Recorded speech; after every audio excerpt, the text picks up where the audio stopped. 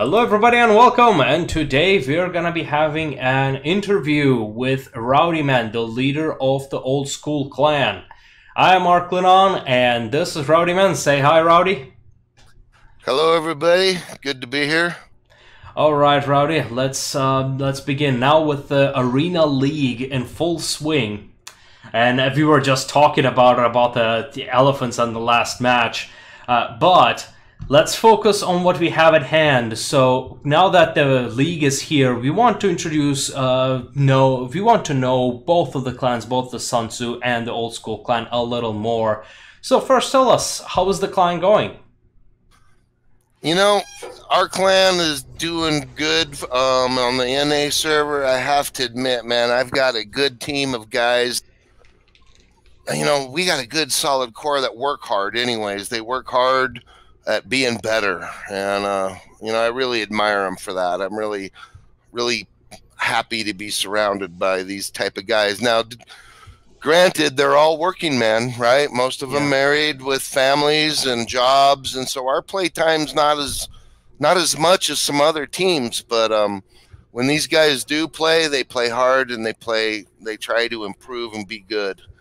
And so, and from what I've noticed, honestly, your playtime, like I've seen people with, I don't know, 5,000, 6,000 games, yet they would not qualify for any professional team. Like if you check my profile, you'll see I have around 2,000 games, even though, you know, I had games before the wipe and everything.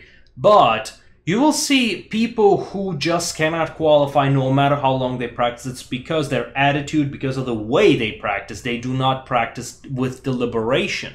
They do not fix their mistakes. They do not challenge themselves against stronger opponents. And if you just do the same thing over and over and over again, you're not going to improve.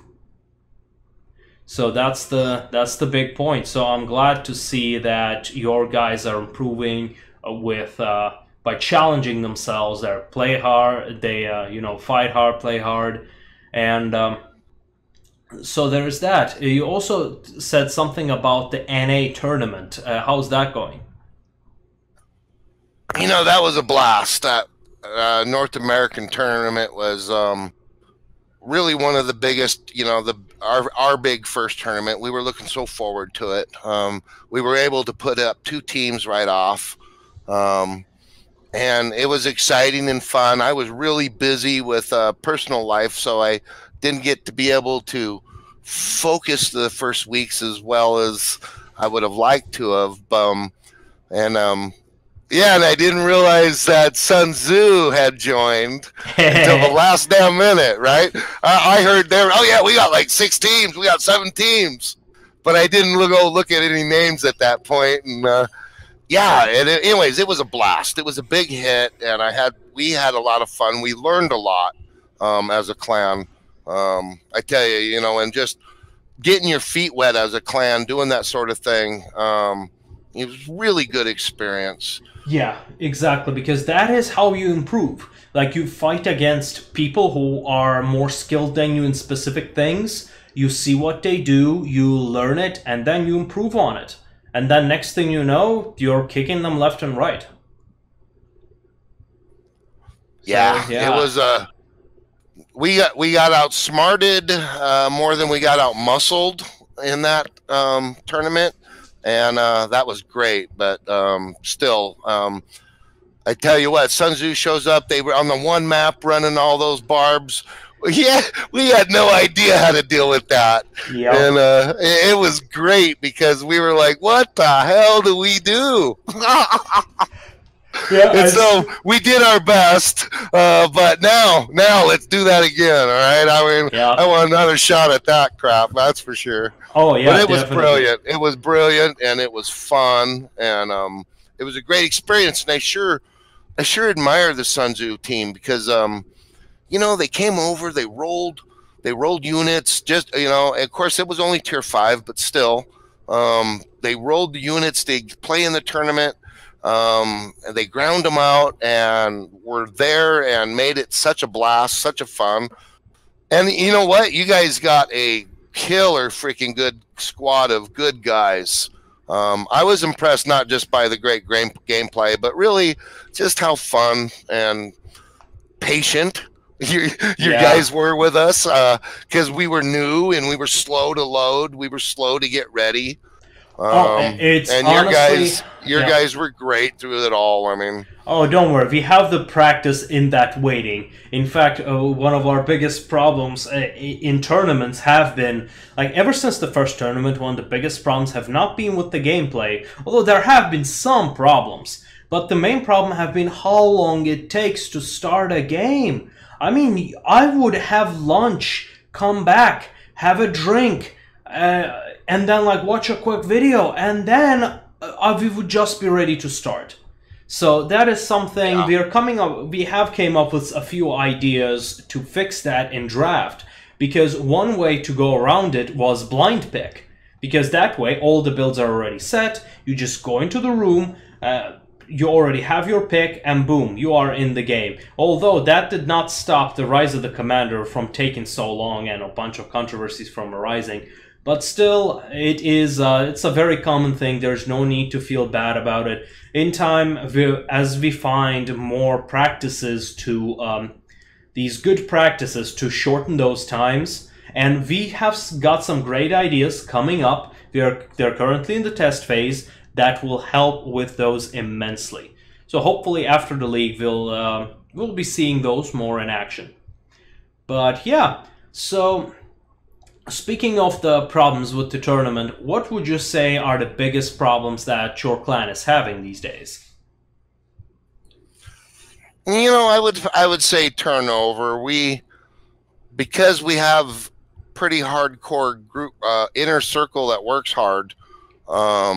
We get a lot of guys that come and go, and they're not as dedicated to Total War Arena. They're playing other games a lot, and so I would have to say that I think in the North American server we got guys that play a lot of different games a lot more, where you guys may have guys that really focus on just one game more often than. But we seem to have, maybe it's just my clan or our clan. I mean, but we seem to rotate a lot of guys. A lot of guys are off playing other games, and we have to replace them. We have to go through a Yeah. training process again. Yeah, And so that's sadly, the biggest problem. The biggest problem is then going through the damn retraining, especially if you lose a damn good Overwatch player. yeah, yeah. Retraining that guy is the toughest. I mean, I know what you mean. Yeah, always the issue is, but I would say it's a universal issue, but even more so in North America, because this game is simply not as marketed in North America, and just because of our geography, when it's most popular, everybody is at work. So, it's very difficult to find any decent games.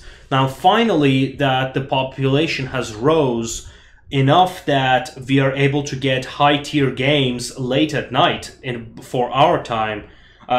But even then, you tend to encounter same 10, 20 groups of people. At least that was our experience yesterday when we were playing tier 8s. But the fact that we could find games, that is marvelous. Because I remember after 6:30, you would never be able to find a game above tier 6. So I'm yeah, pretty happily surprised. yeah. Games are popping pretty good. We're doing the Friday night fever thing where it's a high tier Friday nights. That's really helped tier 9s and 10s out. And so anyone listening, we'll keep going. All right, Friday night is grab your 6-pack of beer and we're playing high tiers, 9s and 10s. It's the Wild West out there and it's fun. Oh man. But if we can keep them popping on Friday and Saturday nights, that's a great thing because they've been really successful. Oh yeah, I believe you, and that's how you really improve your team. I mean, sure, in the tournament you might not have won, but your performance was definitely like on a competitive level. And I would say it's mostly thanks to those practices that you have with one another. But yeah, you need to expand your horizons, you need to practice with more people, and well, that's why we've got leagues, that's why we've got the tournaments, that is the next step. I'm just really saddened that you guys do it on Fridays because Friday is the Friday Night Magic. So, No, yeah, no worries. yeah, No I just worries. can't do it. It's bleeding over to Saturday nights too. So Yes, if you can do it Saturday yeah. night, if you We're doing it Saturday nights also, but we're pushing for the Friday night fever thing, and it's bleeding over. So Friday and Saturday nights both have been really good for higher tiers, 9 and 10s.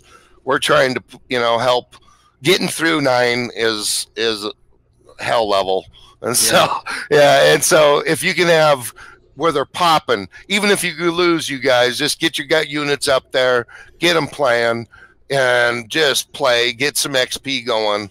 Hmm. Friday, Saturday night, so that will help get them to 10, get them geared up, because this swapping of skills thing is pretty fun. Oh yeah, definitely. In fact, I actually have been making some guides on skill swapping. Have you seen any of them? Sure have, man. And yeah, I just can't wait to see all the new fun builds that we can put together, Oh, especially group definitely. builds. Oh Oh, yeah. and I just love the Oh, way it's gonna I be wish great. Pikes I wish Pikes would play that way at 8 and 7. I mean, I Hmm. can get my Pikes a rolling on 9 and 10, but I can't at 8 and 7. Yeah, it's a great Yeah, make absolutely. Like the way it works is just beautiful, and it kind of highlighted. Like I always said, changing skills is gonna cause a lot of unbalanced. Like it will cause us to see all the unbalances, and that's exactly what it did. But CA reacted very quickly to fix the biggest problems. The biggest issue that I had was raised shields and hurl. Because with javelins, if you can replace your dash with a hurl and a raised shield, you have got both defense and offense, just making you a superior unit. Well, they balanced that out by reducing your maximum range and your fire rate when your shield is raised. That just made it perfect. So it allows them to balance abilities instead of units directly. So that has turned out much better than I thought. That makes the game quite exciting on higher tiers. Absolutely. absolutely, and it gives reason to get to 9. Yeah. Right? Because right now, 8 is your top tier. Most guys are running 8. A lot of guys are, I mean, 8 is the busy tier. 9 Yeah. and 10 is a little slow. But anyways, if you guys want to grind and get those units up, Friday and Saturday nights, let's play those high tiers. Oh yeah, I will I'll start grinding my tier 8 javelins for the 9 and 10s. But that will probably take some time. But still, we should be able to do just fine. So okay, on the next Saturday I'll try to show up, assuming I don't have any other plans. So the what would be your clan's plan going forward? So we discussed what issues you're having and everything. The league has started, tournaments are coming up now that the Sun Tzu Open 2 is going to be happening this Saturday. What's the next step? Well, that's it's we're just jacked. We're hoping that we can get part of that league down the road. That's for one. We're looking forward to the ranked matches. That's another thing when they come. But Yeah, as a clan itself, we're gonna still look for a few good people. Keep training and replacing a few. But I tell you, I got to give a heads up call to my war chiefs. All right, I've got Entropy, Jeep, Mr. Self Destruct, and Mike. These guys are all doing a great job helping the clan. They're training and making events, and I tell you, my hat's off to them. They they really help us out. I've got great warriors. Some of these guys have been with me for over a year, and this is one of the questions I was going to ask you here in a bit. yeah. I've got a bunch of players like Banshee and Freak and Poncho and Selnick and Zurok and Serene and Callan and What happened I to just can't even Squeaky? go on. But Squeaky is another one. And I just have a lot of these guys that have been with me for a year. and we have a really good, gel when we're working together. Yeah, that's wonderful that you are building a community with a tightly knit group. I would say the same thing goes for just about any clan. Like I can name just about any competitive clan, and they're like top tier players. They're great friends. They love playing with one another. They have their own banter. They have their own inside jokes. So yeah, Yeah. Well, like you mentioned, Squeak. All right, yeah. let me pick on him here in public. Okay, his in-game name is Sir Bitch a Lot. All right, and that boy does bitch a lot. I mean, he will bitch at the ice cream sundae. This is too damn delicious. This is too damn delicious. Nerf ice cream. Anyway, we love him, and he's a great player. Not always, but like all of us. When he doesn't bitch a lot. Well, sometimes we'll get to drinking, and he's watching a movie and drinking, and him and I are playing, and and so our game plays not as well as some other nights. You know what I mean? Yeah. Yeah. But I tell you, he can rub people the wrong way when they don't know him. Yeah. And that's a good example. But I learned from him all the time. I learned from all of my teammates. I learned from my war chiefs. I learned from my ex-war chiefs. And so I'm constantly learning. Yeah. Like I've said, I'm probably the worst player on my team, even because I do have such good quality team around me. I guess I know what you mean, but you're not halfback from what I've seen. But yeah, do you have any questions for me about Sun Tzu? Yep, I sure do. Let me look here. Yeah, one of the first questions I wanted to know was just, how big is your roster of players? How many? I've got a pretty good pool, but how big is your pool of players? And when I say pool, in the last tournament, our first one, I rotated 6 players in 8 matches. Okay, that's not what I planned to do, but we had a connection problem on the first game. I had to rotate someone in on that spot because the original spot couldn't connect, and so I was so proud, though. I rotated 6 people in 8 matches. Everyone took their role, knew their job. I had such a pool to, you know what I mean? Yeah. I never missed a step. Games we lost were all my fault, not because I rotated someone in. That's for dang sure. I thought it was great on that. So, yeah, my first question, though, is just how big is your average roster of players? So that's an interesting question. You remember when I mentioned the marketing of the game? See, that's where it becomes important because it's a whole different ballpark when it comes to the Russian server, the European server, and the American server. Being somebody who plays in both, I can definitely see the difference, especially due to time differences. So basically, European and Russian one definitely has a lot more population, but it comes with its own problems. Just like you have a lot of turnover for both of those servers, multiply that by 2 or 3.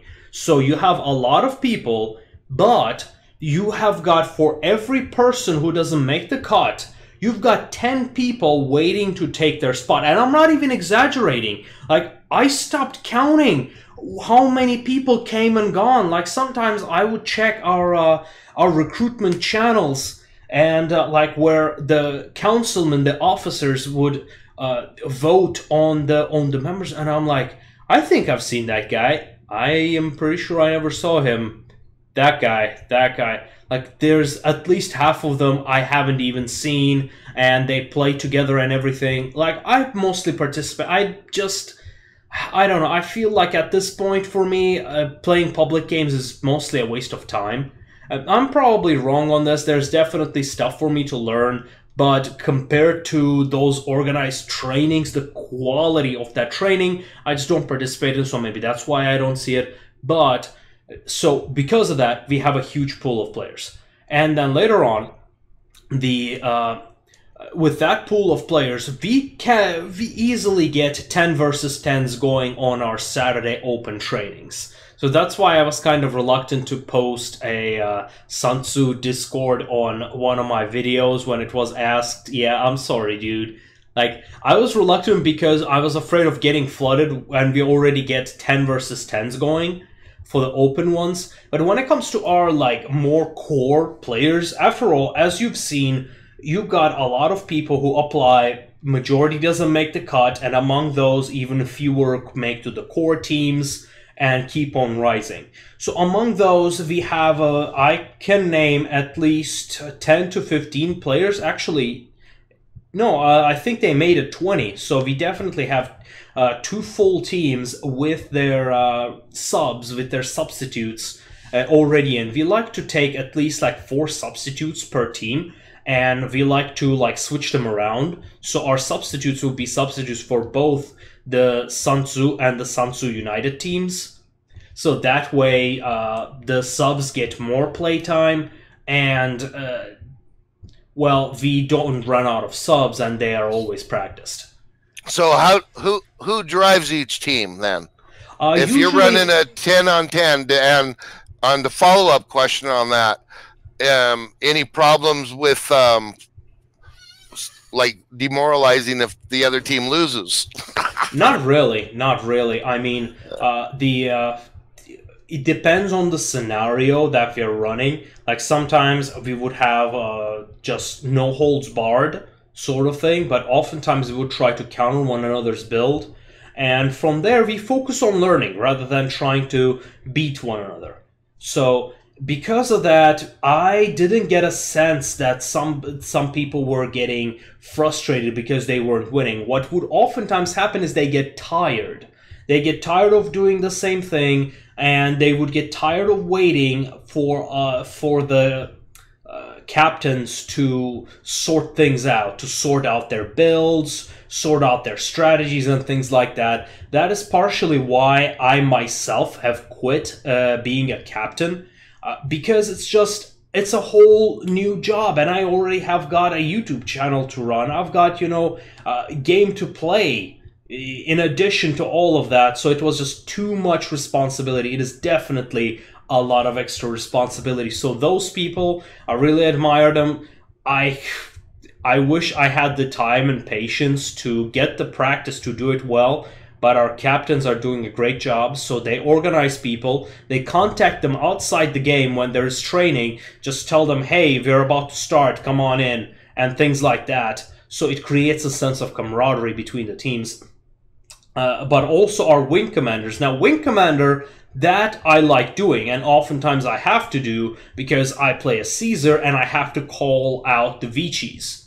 So if I can see what is happening, I am able to give orders locally to my wing. That's why it's called the wing commander. And that's usually how we roll, at least in general. Oftentimes we have 1 or 2 wing commanders. It really depends on our strategy.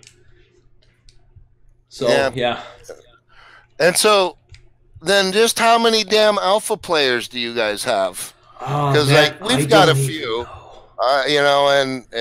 and most of us though are from like closed beta. Although I do have some alpha players from like alpha Pancho and stuff. We have a few. Yeah, we have a few. I want to say more than 10, maybe in total, but. Like, even those alpha players are usually came from other clans for various reasons. Like, in time, clans have rose and fell, new clans formed, new clans disappeared. Like, if you look at tournament rosters, they keep on changing, but you'll see older names keep on appearing. So you will have people from alpha, but they haven't been playing together from alpha or from Steam days. Now, that is rare. But even then, right. I would say we have about 6 or 7, maybe. All right, good deal. Yeah. And so then, how many tournaments do you guys have under your belt already as a clan? I mean, like we got like 2 or 3 we've done little things over here on the NA server. See, how many do you guys got? That's a bit of a difficult question. 1, I have a horrible memory. 2, how would you define a tournament would be the question. Well, Because a lot of them, yeah, not while broadcasted, while they did have commentators and everything, it's just the game it's such a young stage. It's such an infancy stage. Even though it's been over a year since it's been... I mean, the game is not even out yet. We're still in beta. But it's still in its infancy when it comes to that. So in terms of experience, it always felt a bit more like a slightly more organized training. And because of the rules for artillery and stuff, it is hard to really determine which ones, but we try to participate in every tournament that we can. Like, oh, North Americans are having a tournament, we'll just sneak in. Russians are having a tournament, we'll sneak in.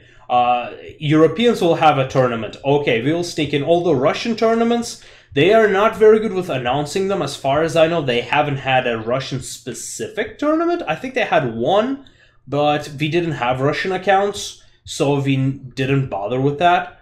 And for some reason, press seconds are too difficult, so yeah. So give me a damn number. All right, well, you got like... on top of my head, when I would say like say a tournament, 9. I don't... 9, nice. 8, 9, something like that. But as I said, my memory is horrible, so give or take plus or minus 3. Like, there's definitely more than 6.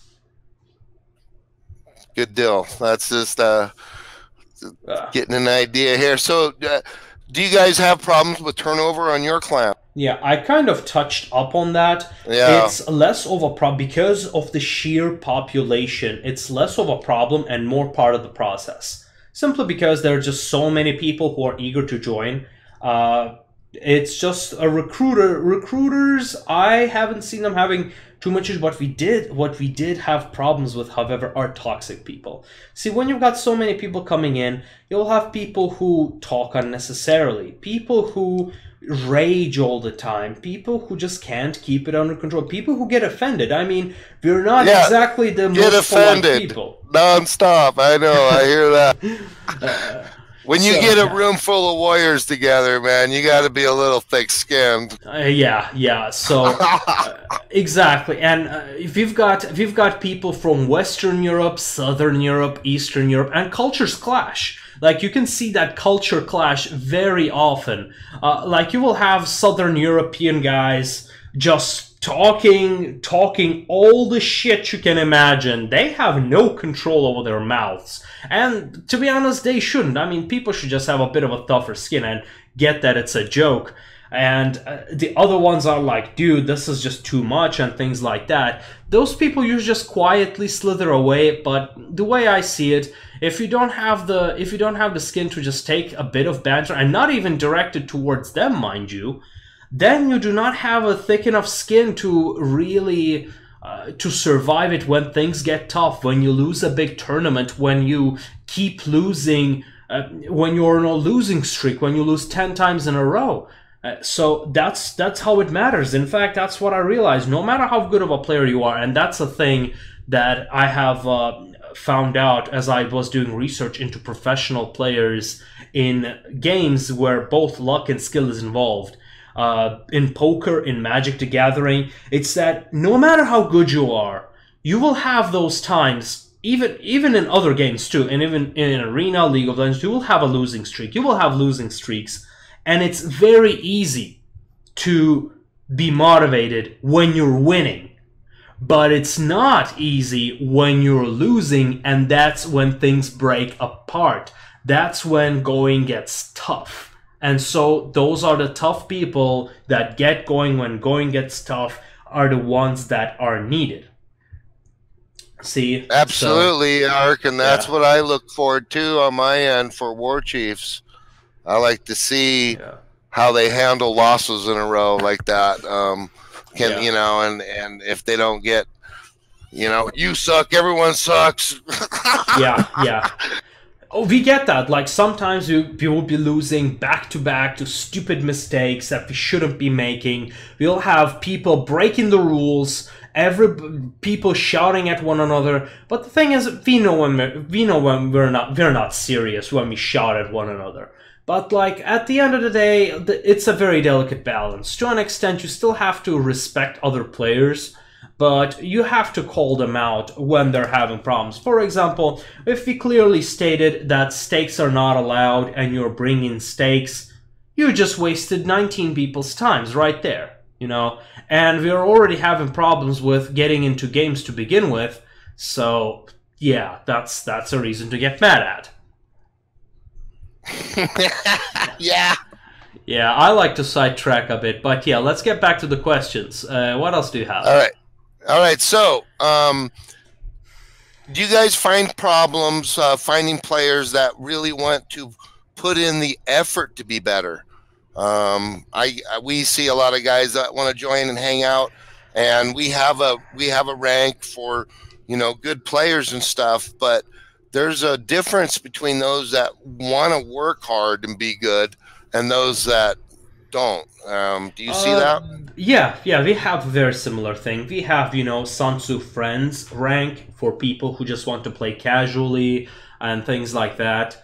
So we do have that. Now, that's a better question for our recruiters, because I am not too heavily involved with the people themselves directly. I'm already too busy with all the other stuff that are going on. But we definitely do have that. We have got some people who want to play casually. I see them on Discord. They will join in our groups. They will form their own 4-man teams. Those are all good fun. You need those because sometimes when you just want to chill, when you just want to play some casual games to grind a unit, boom, you've got some people who are better than the pugs and, you know, organized, but, you know, it's okay when you lose. Sort of level. So it's always good to have them. Is it a problem? Now, I don't think so, because we always have enough people for our trainings. See, if people are showing up for trainings, then it means, and trainings are on prime time in Europe. As such, you know, they have the intention to get good in that training, and everybody obeys the orders as best as they can. So I would say simply because of the number of players and probably our recruiters being very skilled, we have that problem there a little. Well, and there's a fine balance I've learned with our clan, because I've chased a lot of good guys off because we're pushing. You know, we're training, we're trying hard. And I don't want to push those other guys off. Yeah, don't push them, but make it clear. Right. Yeah, like make things clear. Just like imagine you're dating. And you wanna, let's say you wanna get married, so you shouldn't really be going to bars then, because that's not where you find people like that. And it's okay to have a fling and everything, but make things clear from the start. If what you're looking for is a dedicated player, then that's what you say. Okay, I'm looking for dedicated players. You can join, you can have some fun with the rest of the members, but right now we need to focus on training, so that one becomes a priority. Let them have their fun, let the casual people be in their own chat room, while the more hardcore people let them get trained. And when the hardcore people want to relax, there you go. And sometimes those casual people, the way I feel about them is two-front. One, they're great for relaxation, great friends, great chat. Two, they advertise your clan in a way. By treating them well, they spread the word. When they hear somebody looking for a clan, they spread the word, and boom, you get more people. Simply having a bigger pool of recruits, you get more choices. Eventually, among those dozens, some of them have to be dedicated enough to make the cut. Well, you might have to start a new channel now, Ark. Dating tips by Ark. Yeah, dating tips by a virgin. All right, so what's your guys' plans moving forward as a clan? You know, you guys are a machine to watch. I love watching you play. I mean, our plan moving forward, we made our plans a long time ago, and we're just going to continue doing the same thing. Our goal is to be great at everything we do.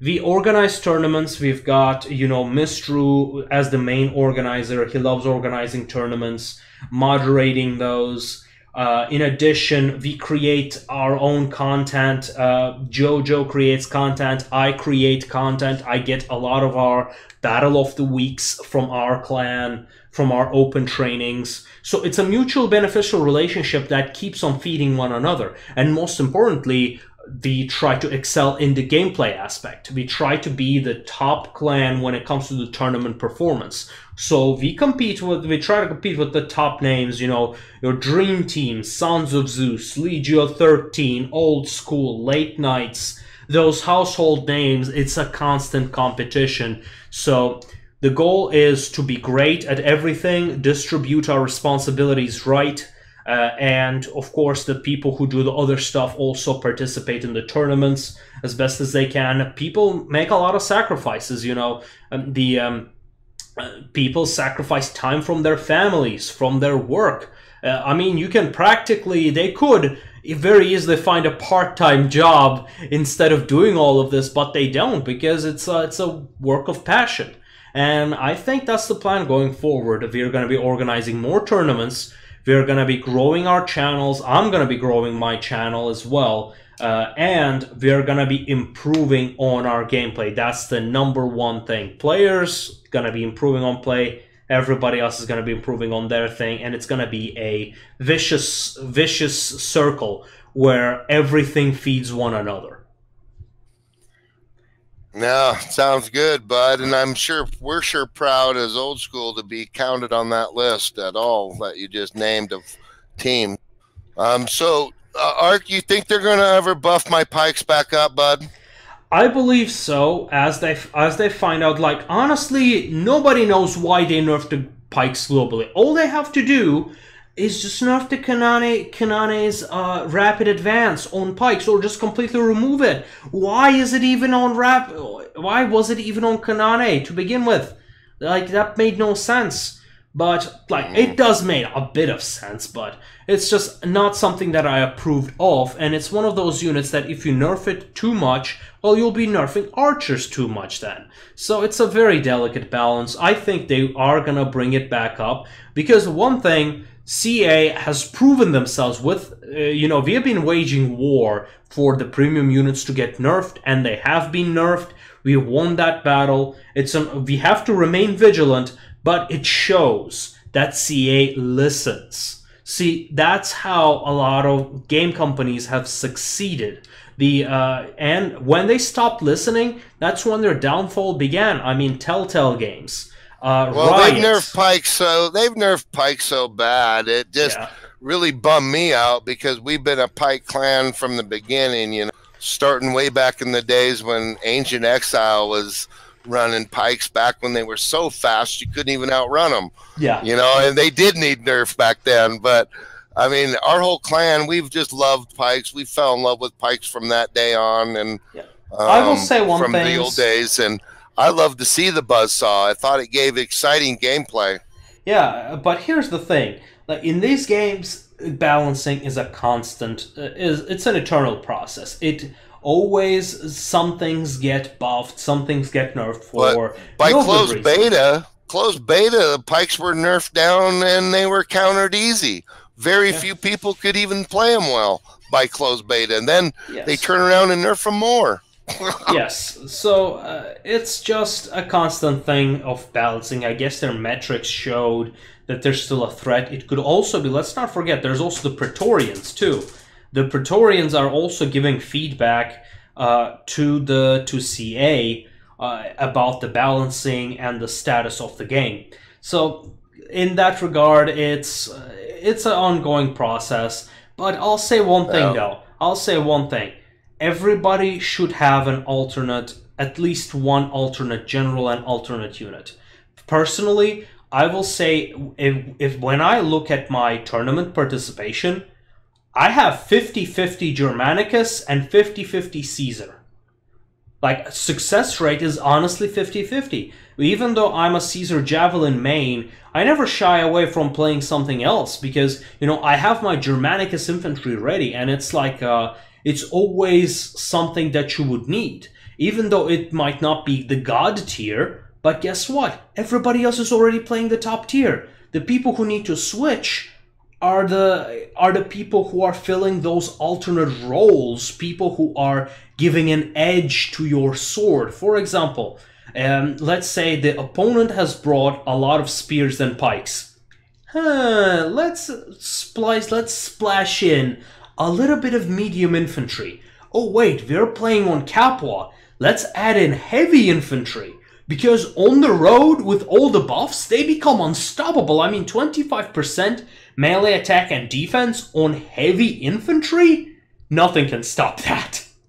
As such, it really becomes a necessity for everybody to have at least one alternate commander and one alternate unit. So that's what I would suggest. No, I agree with that, bud. And we train everyone to run, you know, infantry and archers and jabs, and we teach that as a fundamental base. But anyways, I just got to throw a hashtag make pikes great again. all right. We got to bring those pikes back, man. They were fun to watch. Yes, I agree. So that's pretty much all my questions, though, Ark. I looking forward to this tournament coming up.